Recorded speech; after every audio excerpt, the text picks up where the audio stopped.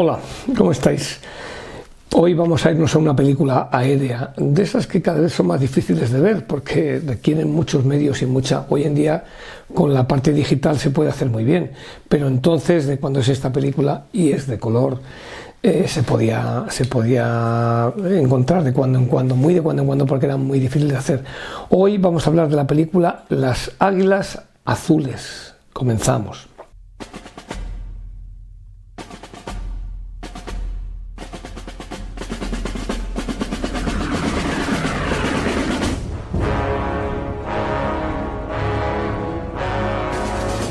Las Águilas Azules, una película norteamericana, estadounidense, del año 1966, dirigida por John Guillermin, muy experto en las películas bélicas, e interpretada por tres actores, yo diría que vamos a ponerlos en escalera, ¿no?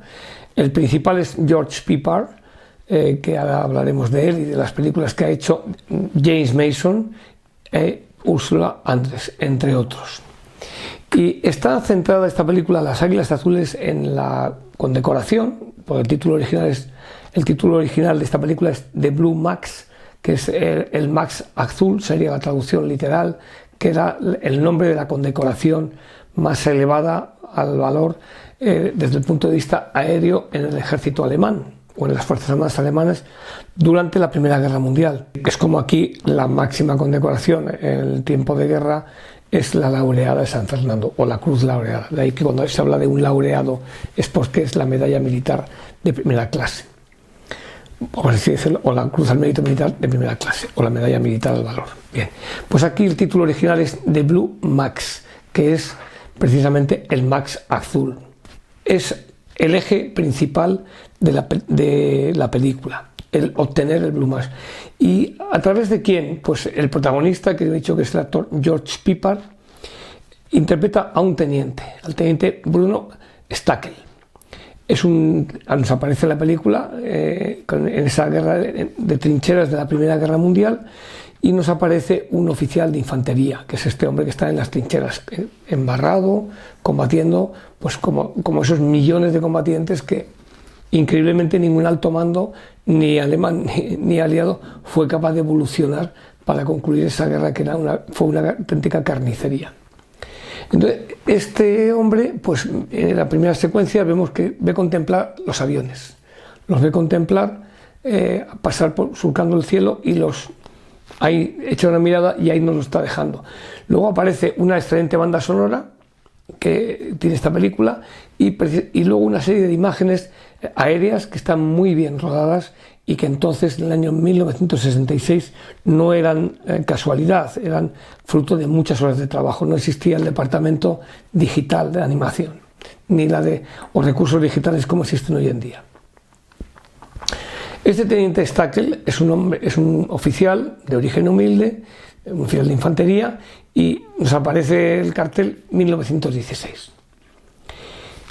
Cuando acaban los títulos de crédito nos aparece que va en un vehículo con un soldado o cabo que le está llevando a través de las líneas hacia la retaguardia. Ya es un piloto consolidado y es de 1918. Incluso hay un gesto que muestra un poco sus raíces, y es que coge una botella de alcohol, de vino, creo que es, y bebe a morro, y luego para y ve que hay unos soldados que están regresando, que están embarrados como estaba él, y le tira la botella a uno de los que están ahí, en gesto como de camaradería, y el otro le agradece el gesto. Está indicando sus orígenes humildes. Este hombre llega a una escuadrilla, ha hecho méritos para ser piloto, ha conseguido ser piloto porque no todo el mundo podía acceder a ser piloto. Nos muestra perfectamente la película el grupo de pilotos que están bajo ese manto de la aristocracia, en este caso alemana. Son hombres que vuelan, que llevan sus abrigos muy aterciopelados, que cuando regresan del combate les sirven la comida en platitos, en fin, tienen sus camareros, es decir, viven con un cierto oropel o lujo. ¿Por qué? Porque la aviación, y lo dije, en su nacimiento era eminentemente aristócrata. o aristocrática. Y de hecho, cuando alguien se monta en un avión, dice, vete por el morro, por la derecha o por la izquierda. Y es un símil de la caballería. La caballería en la Edad Media era el gran señor y el vasallo era el infante. Bueno, pues eso se ha transmitido durante los años, durante los siglos, aunque no nos hayamos dado cuenta. Entonces nos encontramos con unos pilotos que pertenecen a la aristocracia alemana.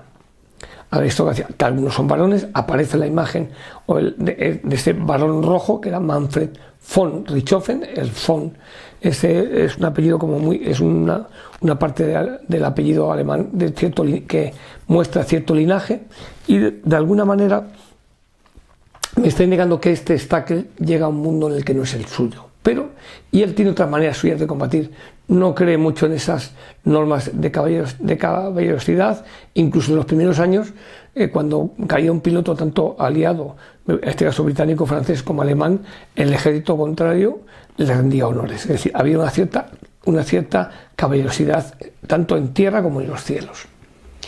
Stacker no es así, pero Stacker es un buen piloto y va a ser incluso llevado a un terreno en el que les interesa al alto mando tener un héroe que sea procedente del pueblo. ¿Por qué es esto así? Porque desde que empieza la Primera Guerra Mundial hasta que concluye, se producen muchos cambios tecnológicos, militares, estratégicos, pero se produce un cambio en la mentalidad. Los pilotos que combaten contra los alemanes, que son en gran parte aristócratas, son pilotos como Roy Brown, como Pedro Pérez, que es ese canadiense o británico que fue el que se supone que derribó a Manfred von Richthofen, que en realidad dicen que fue derribado por un oficial de infantería, por un soldado de infantería que disparó el avión. Eso no está muy claro, pero nos está indicando que en los aliados, dado que se manejan millones de combatientes, ya no hay tanta nobleza para ocupar todos los cargos y empiezan a inundar gente que viene de la plebe, gente que viene de la clase media, gente que no es de la alta, de clase alta, y eso está plasmado aquí. Entonces, ¿qué ocurre? Pues que hay ahí un tercero en discordia, un segundo, que es James Mason, que es este general, decide crear un héroe popular precisamente para mantener a Alemania en la guerra, porque estamos ya en 1918 y hay cierto hartazgo.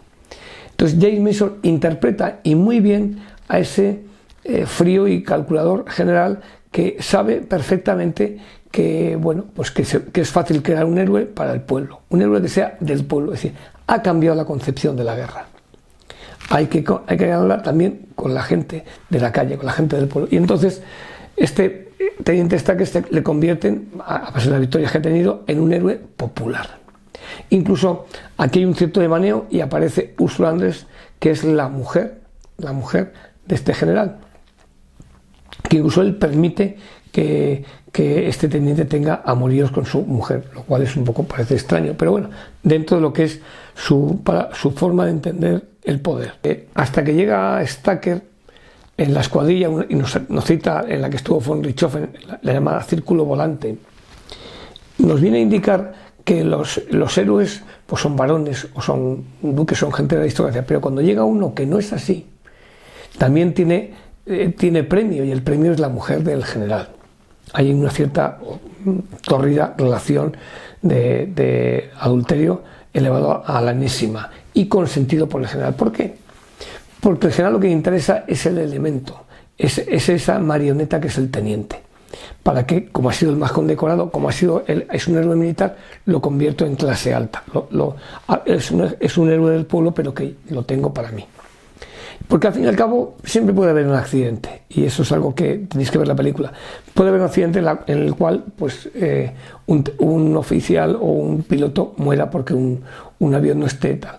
Están diseñando nuevos aviones, la tecnología va avanzando porque la guerra obliga a ir un paso más allá, y esos aviones tienen que probarlo. Stacker no es muy querido por sus compañeros por cómo se comporta, porque es un hombre ambicioso y de alguna manera pues cuando está en la cúspide pues goza de la simpatía de la mujer de Ursula Andress o de la simpatía o de la intimidad de la mujer de general. Cuando ya deja de estarlo, las cosas cambian. Hemos dicho, bueno, Ursula Andress la hemos visto en alguna película de James Bond, pero hay que destacar a George Peppard, que le hemos visto en una de sus películas quizá más conocidas, Desayuno con diamantes, que sí, le han pedido que la comente y ya la comentaremos, aunque sea fuera, lógicamente, de cine bélico. James Mason, de él hemos hablado, a él hay que hablar de películas como Lolita, y las que hemos dicho, Operación Cicerón, o todas aquellas que también hemos citado. También en La Cruz de Hierro tiene un papel importante. James Mason, un gran actor. George Peppard luego hizo series de televisión, incluso algunas de ellas las estamos viendo hoy en día en un canal de televisión que nos ponen o nos reponen aquella serie del equipo A. Para finalizar, Las Águilas Azules nos habla pues de una vieja ecuación, ¿no? Las clases sociales, la plebe, las castas, y cómo los que manipulan muchas veces quieren crearnos héroes dentro del pueblo para que el pueblo siga admitiendo, pues eso, guerras con millones de muertos. La fotografía es excepcional, las tomas aéreas muy buenas, y es de esas películas que quizá por la historia del adulterio haya quedado un poco soslayada, pero es una gran película. Yo diría que incluso en muchos aspectos mucho mejor que la del Balón Rojo o la de Flyboys, que son películas netamente aéreas. Nos habla, repito, de un ejército que ya no existe y de una condecoración que era muy codiciada, el Blue Max, el Max azul. Seguiremos en contacto.